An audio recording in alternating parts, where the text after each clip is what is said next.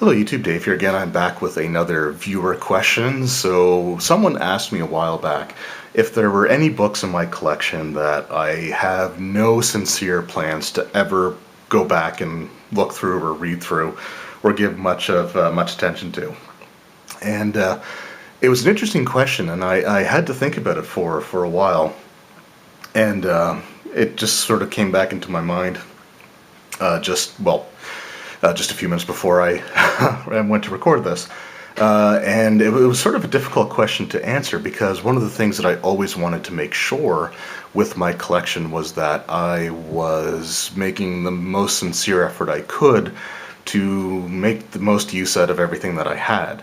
When I first started getting into collecting 3rd edition and 3.5, I tried to make it a point to make sure I used something out of every book that I had, which was something that I kind of gave up on even when I was running games out of my home, when I had my bookshelf in a separate room.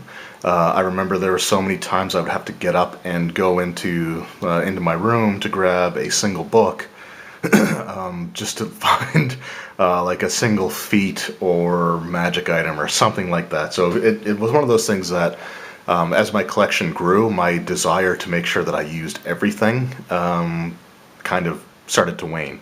But there are a few things in my collection that at this point in time at least, I can say I have no real desire to go back and ever really ever really open up the book again. And there's different reasons for these things. So the first one is that I have to talk about here is the Miniatures Handbook. I've sort of mentioned this in other videos before when I talked about some of my some of the books that I was the most disappointed with, and this is always going to be at the top of that list. So just a little bit of background information. In 2000 or 2001, Wizards of the Coast released the Chainmail Miniatures game. It was like a tabletop warband-based skirmish game, and it was a ton of fun. It was really well written, it was really well designed, they had, factions with clear identities and themes and backstories to them. Even though not a ton of the minis were super useful for the role-playing game, it was still a really fun game. In 2003, when 3rd edition, when 3.5 I should say, came out, they decided to redo their minis game. So they had canceled Chainmail like a year after it came out, and it was really frustrating because they canceled it I think days after or days before they won several awards for best tabletop minis game of the year. But what they released was the D&D minis game, which was just plastic pre-painted random minis that you buy in booster boxes. And they had their stat cards, but the factions were only done by alignment now. So you'd have lawful, chaotic, good and evil, and then you had neutral units that could be in either types, sort of thing. And the only way to have a themed army was to have enough creatures that were similar enough to sort of do it yourself. But that's neither here nor there because we still had a lot of fun with that game, and I still spent a ton of money on that game. But we did modify it to play more like Chainmail. But one of the books that I was really excited about was the Miniatures Handbook because it was the rule book for the minis, and the Chainmail rule book was something that we used a ton, and it was a very, very useful resource. And so I was thinking that this would be a pretty cool book to have, and then it might make the rules for D&D minis a little bit better, or expand on the rules that they had in just the little paper booklets. And so I was really excited for that. And then I got the book. And then I realized that almost half of the book was dedicated to options for the D&D role-playing game. It's okay, well that's not, the end of the world, I guess. But the half of the player's options, or the Dungeons & Dragons role-playing game options, was the first half of the book was dedicated to prestige classes and new character classes. And I mean, the War Mage was introduced in this book, though it would be later reprinted in Complete Arcane. But it always irked me that I had to flip to the back of the book to find the rules for the game that this is supposed to be the book that's the rule book for it. So it just never really sat well with me, and I was never too keen on a lot of the classes that were in here. So this is just one of those things that I will probably never really. I have no interest in going back and reading it. Every once in a while, I'll sort of look at it, and it's got a really cool cover and everything, and you'd see some previews of some of the minis, which was really exciting. But then it's like, no, it's just essentially it's a glorified splat book for the RPG that throws a few, a few rules from the minis game in there, and it felt misrepresentative of what it should have been. So for that reason, it's still to this day the book that I'm probably the most disappointed in, because I had super high hopes for it, and it didn't turn out to be what I was expecting. So this is a book that I will never open up again, for the most part. I mean, I might do it for a video, but if it wasn't for this channel, I would never probably flip through the pages of this again. So one of these days I might do a dedicated video on it, but not today. So along those same lines, and this is probably gonna rub some people the wrong way, but this is, my video and my opinion, and you're entitled to absolutely agree or disagree with me. But another book that I'm really not interested in going back to is Waterdeep Dragon Heist, and I know this is probably not going to end well for me. Waterdeep Dragon Heist was something that honestly I had probably overhyped in my own head, and I'm fully willing to admit that. But this was, at the time, sort of meant to replace the starter set, the 5th edition starter set, or at least that was sort of the way that they kind of positioned this. The concept behind it was that there were these multiple villains sort of with their own agendas working within the city of Waterdeep, and the player characters have the chance to sort of get caught up in their machinations, and as they're trying to find this large treasure vault. And that's okay. And one of the story consultants was, Matt Mercer, who is very well known for Critical Role. And, Critical Role is another one of those sort of polarizing things. A lot of people love it. I shouldn't say a lot of people don't love it, but there are people that are very much like anti-Critical Role, and I just sort of fall in the middle. I'm not a fan. I don't dislike it. I don't think that it's the end of Dungeons and Dragons, like I've seen other people sort of talk about in some of their videos. It's to me, I'm sort of ambivalent towards it. But this adventure, as I was reading through it, and it was one of the very few times that I started to get really annoyed. And I'm not going to blame Matt Mercer or anything, because he was a story consultant, but that doesn't mean that he's the one that actually wrote the full adventure. He maybe came up with some of the story elements, but it just nothing felt appropriate for the player characters, and it felt like the player characters were just sort of along for the ride. So a lot of stuff in the adventure is sort of railroaded, or it happens around the players, and there doesn't seem to be a lot of player choices. Now you can modify it and you can sort of redo it to incorporate that into it, but the thing that the premise of the adventure is that everyone's vying to find this like 500,000 gold piece treasure hoard that was secreted away by the former Open Lord of Waterdeep before he was removed from that position. And 500,000 gold is a lot of stuff for a group of first level characters to be going after. And then there's this intelligent relic artifact sort of device that has information to where they can find this vault, and there's this whole chase sequence or series of encounters that you're supposed to go through to get to it. But in the description of it, it says if you find this relic before you're meant to, so before you go through all these different encounters that they had planned out, the relic refuses to give the players the information, even though also in the description it states that ultimately it wants to be with the player characters because it's an intelligent item, and those are the people that it wants to find this treasure hoard. But if their ingenuity and creativity allows them to get this item early, it tries to erase their memory and disappear. And there's just so much about it I didn't like, and I don't know. I don't know. I've wanted to like this adventure.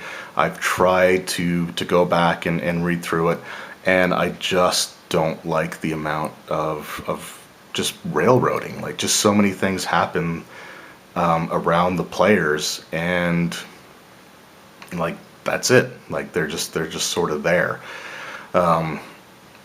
And they're going up against these very powerful foes. I mean, you have Xanathar, you have Manchun, who's this archmage, you have Jarlaxle, and then you have these two sort of cultists, devil worshippers, which I don't really know too much about them. They're probably the least threatening of the whole group.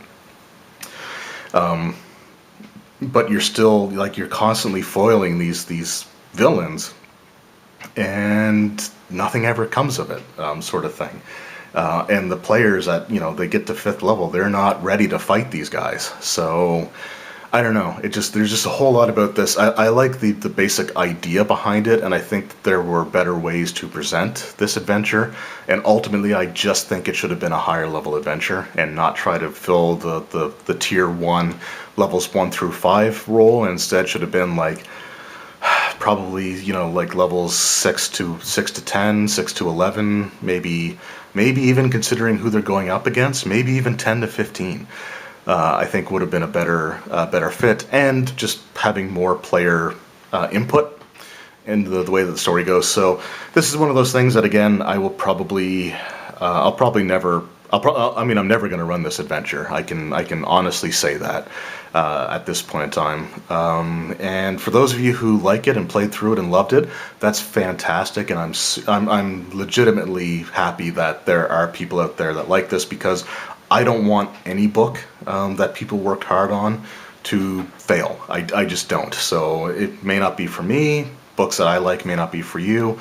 I'm glad that there are fans of this book. I'm just not one of them, so I will probably never pick this up and really read through it again, or it's going to be a while. I might try to do a video sometime in the future, similar to the Miniatures Handbook, where I try to give this like my 3rd or 4th chance.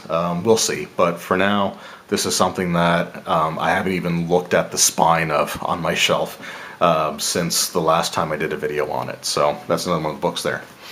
So I don't like being negative in general, and those are 2 books that elicit negative reactions out of me. So there are 2 more books that I will never flip through or open up or read through, but for different reasons. And I'm just going to show them both right here. These are both 1st edition AD&D books. This is the Oriental Adventures and Unearthed Arcana. So why do I never want to open these books up? Because the binding in these books is notoriously awful. I know 3 different people that had copies of the Oriental Adventures books, not including myself. So I guess I know I've seen 4 different books altogether. This is one that I got from my local game store that was traded in by someone who opened it up, read it once, and then put it on his shelf for like 20 years. So this is someone who wasn't using this book heavily. Most of the shelfware that you can see on there is actually probably stuff that's been put on from me when I was moving, or taking it on and off the shelves for various things. But I've only ever opened this book up once, and all the copies of this that I've ever seen, regardless of how little they were used, have pages that have come out of the spine.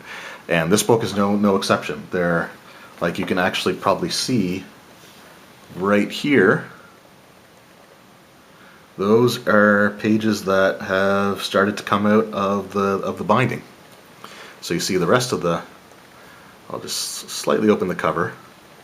And Unearthed Arcana was the exact same way. I was looking through this, but then I noticed that the spine, like, they're just glued, and they're not done very well.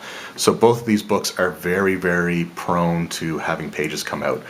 In fact, I know 2 other people that have this book, at least like friends that I've physically interacted with, and both of them have pages coming out. This one doesn't, and I'm going to keep it that way. The bright side is, for Unearthed Arcana at least, I can read through it because I have the print-on-demand version that came from DM's Guild, which was a whole other story of how I got this book in my collection, because I never paid for it and I never ordered it, and I got this at a time before it was even available print on demand. So that's a whole other thing that I've done in other videos. So I can still use Unearthed Arcana, but I use this copy. When I was running my first edition AD&D game, this was the book that I took with me. This one never left the shelf, and this one here, I've never even had a chance to read. I've never read a single paragraph in this book because of how prone it is to just falling apart. I hope that DM's Guild does a print-on-demand version of this as well, because I would buy it in a heartbeat, so I could finally look through a book that I've owned for, well, over a decade now. I've owned this book for like probably about 12 or 13 years, and I've never been able to read it. So anyway, so if they do a print-on-demand version, I would love to get it. So those are, and this is it. This is honestly really it from my collection. These are the books that, for one reason or another, either they were disappointing, either I just really disliked the way that they were structured, or because they could disintegrate, or the pages just fall out if I open them. These are the books that I will probably never open again in my collection. So let me know in the comments below, what are some things that you have in your collection that you'll probably never read through or open, like, and go through again? And let me know the reasons why. Is it similar to like the reasons I have here, or is there other reasons why you don't really have an interest in, or I probably shouldn't phrase it that way, but if there's a reason why it's unlikely that you'll go through it or read through it again, just let me know. I'd love to know that, you know, sort of where other people are at with some of the items in their collection. Because I'm sure just about everyone has that one thing in their collection that they can look at and just say, ugh, and just, you know, pick up and move aside to get to something else. I'm sure everyone has something like that. So let me know in the comments below, and I will absolutely do a companion video to this that'll be the exact opposite, and that's books I always go back to. But for now, we'll get the negative one out of the way first. So thank you guys very much for watching. I look forward to your comments. Just, again, keep it respectful, and I'll see you guys next time. Take care.